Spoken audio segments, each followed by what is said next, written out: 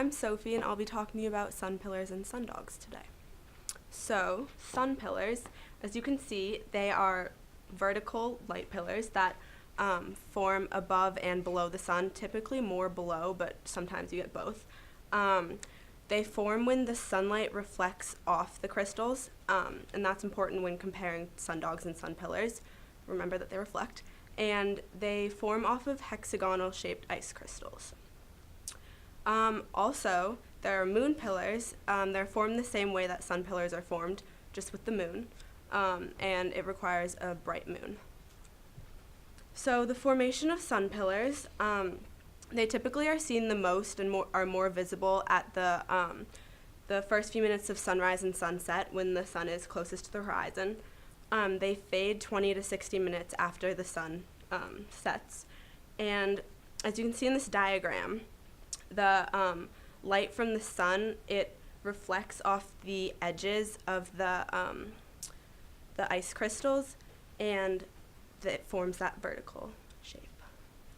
So sundogs are similar, except they form on either side of the sun instead of vertical. And the way they form they're refracted instead of reflected. And the distance from the sun and the two light on either side of the sun is an arm length away, so like from here to here. And there are also moon dogs, and they are also formed the same way, but they are much more rare than sundogs because you need a full moon for them to appear, or close to a full moon.